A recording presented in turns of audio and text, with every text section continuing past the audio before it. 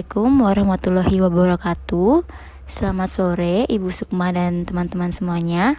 Pada kesempatan kali ini kami dari kelompok 4 akan mempresentasikan hasil diskusi kami terkait dengan modus penghindaran pajak yang kedua. Sebelum kita masuk ke dalam materi, ada baiknya kita melakukan perkenalan terlebih dahulu.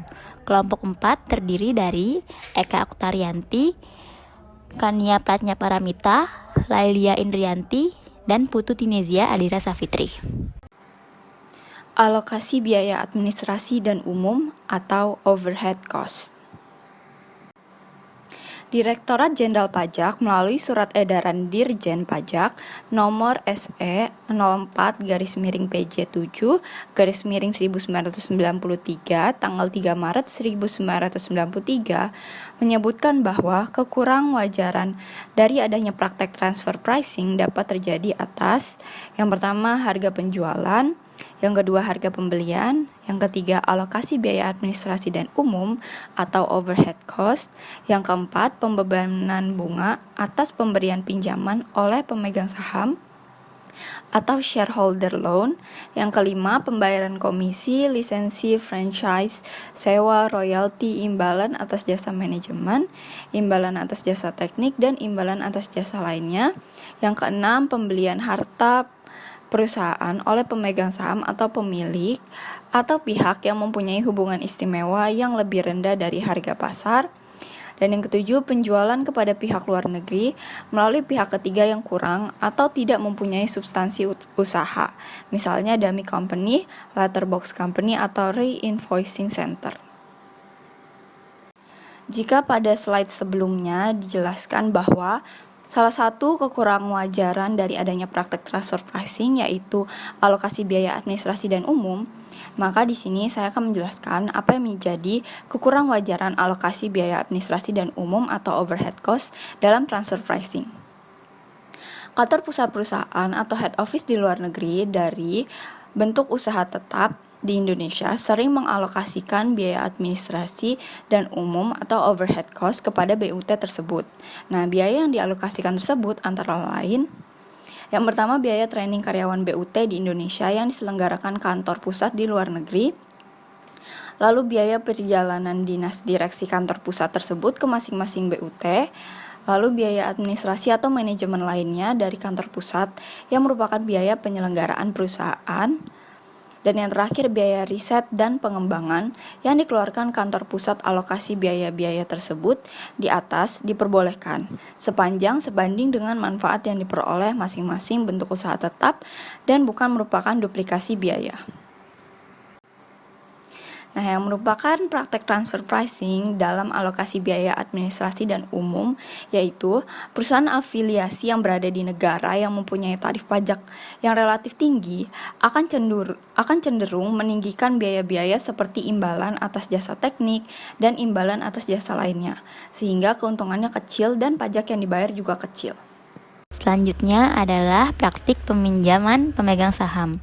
Skema ini pada umumnya terjadi di lapangan, antara lain ada dua, yaitu yang pertama adalah berupa praktik pembebanan biaya bunga dan hanya keuangan lainnya dari pinjaman pemegang saham kepada pemberi pinjaman di luar negeri.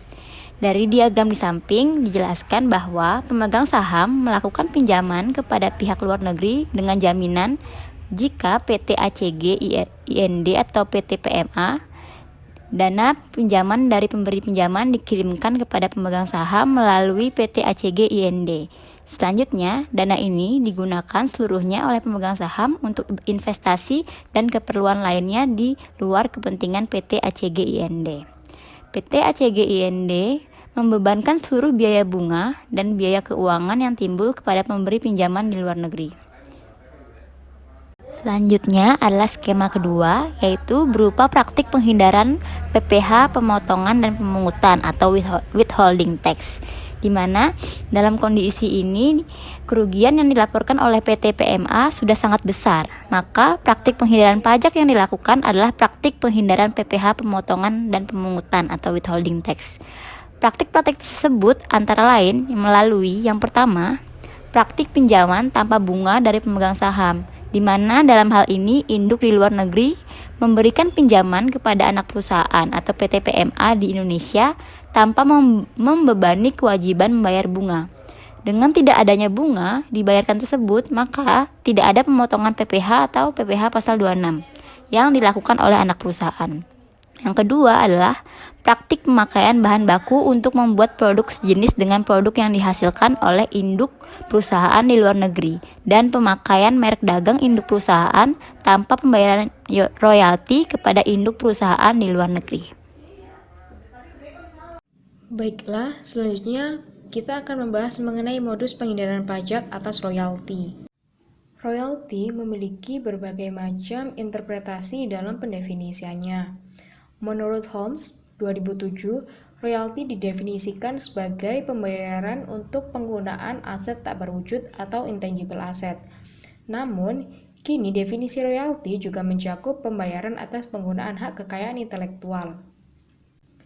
Berdasarkan OECD Model dan UN Model memiliki perbedaan pendefinisian dalam royalti.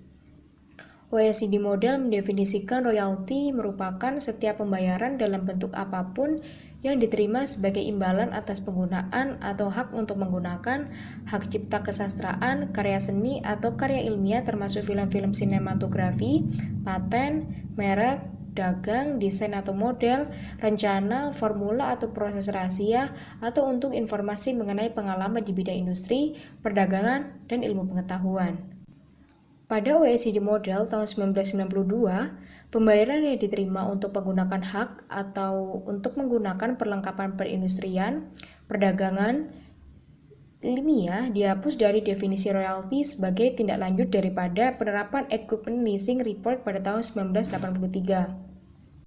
Hal ini dikarenakan atas sewa peralatan dari definisi royalti adalah untuk mencegah terjadinya pemajakan berdasarkan jumlah bruto yang mengakibatkan pemajakan yang berlebihan. Berdasarkan UN Model, royalti didefinisikan sebagai setiap pembayaran dalam bentuk apapun yang diterima sebagai imbalan atas penggunaan atau hak untuk menggunakan hak cipta kesastraan, karya seni atau karya ilmiah termasuk film-film sinematografi atau untuk film, atau pita-pita yang dipakai untuk penyiaran radio atau televisi, paten, merek dagang, desain atau model, rencana, formula atau proses rahasia, atau untuk menggunakan hak untuk menggunakan perlengkapan industri, perdagangan, atau ilmiah atas informasi mengenai pengalaman di bidang industri, perdagangan, atau ilmu pengetahuan. Untuk itu, beberapa hal di bawah ini yang harus diperhatikan dalam pendefinisian royalti, yaitu yang pertama, perbedaan sewa dan pengalihan aset. Ketentuan royalti dalam P3B hanya dapat diterapkan terhadap penggunaan atau hak menggunakan dengan pengalihan dari aset itu tersendiri, bukan termasuk penghasilan dari pengalihan dari aset tersebut. Yang kedua ialah perbedaan sewa dengan jasa. Yang harus diperhatikan ialah transaksi yang dilakukan, apakah termasuk penghasilan yang diperoleh atas jasa atau atas sewa peralatan yang digunakan. Permasalahan klasifikasi jasa dan royalti dapat muncul ketika terdapat transaksi jasa, kemudian jasa tersebut menghasilkan harta tak berwujud seperti hak cipta dan hak paten. Yang ketiga merupakan perbedaan pemberian jasa dan pemberian know-how. Penghasilan dari jasa tidak dapat diatur secara khusus dalam OECD Model maupun UN Model. Namun, penghasilan dari jasa dapat diklasifikasikan sebagai royalti dalam ketentuan P3B apabila jasa tersebut termasuk dalam definisi royalti, dan pemberi jasa tidak termasuk membentuk BUT di negara sumber.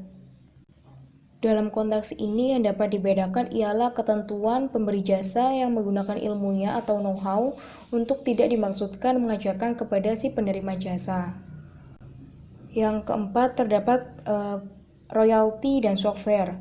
Pemberian lisensi software yang digunakan semata-mata bukan untuk tujuan komersial, bukan termasuk royalti.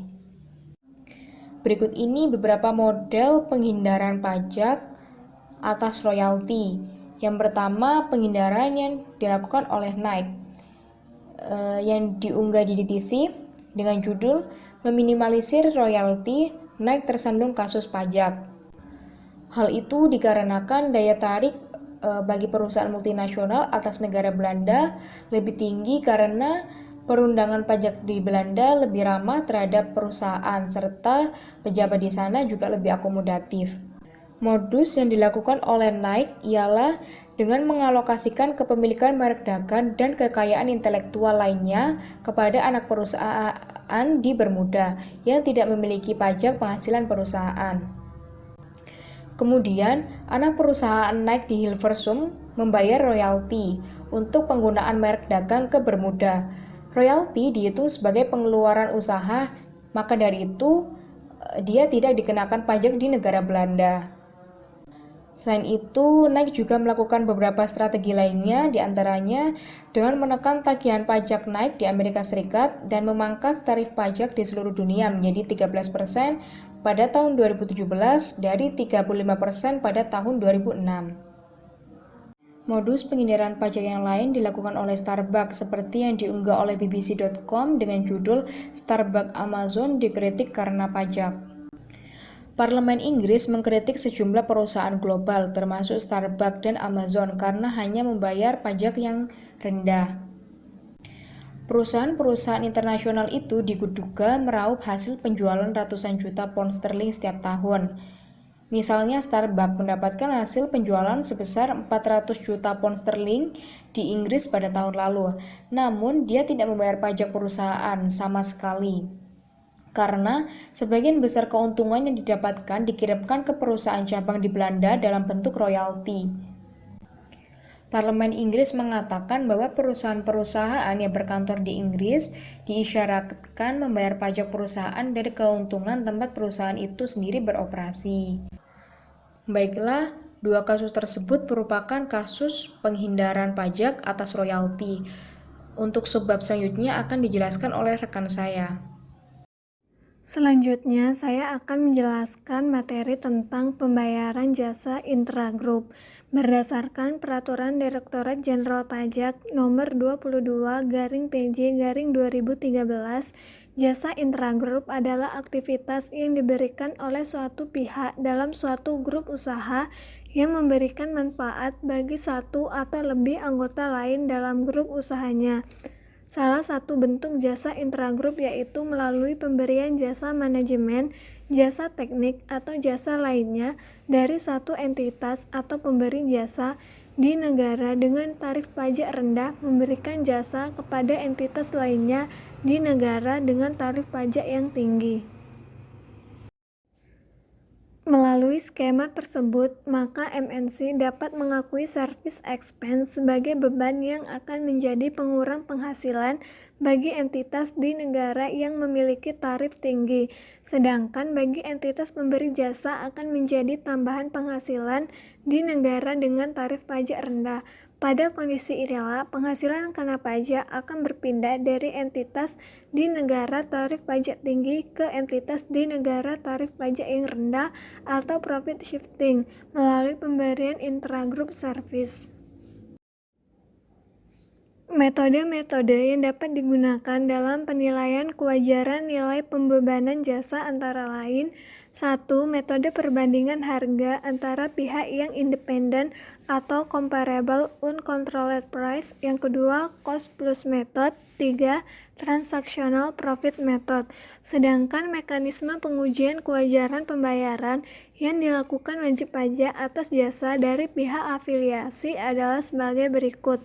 1. Memastikan bahwa suatu jasa dari pihak afiliasi telah benar-benar dilakukan atau intragroup service has been rendered dan memberikan manfaat ekonomi bagi wajib pajak. 2. Melakukan penghitungan kewajaran pembayaran jasa.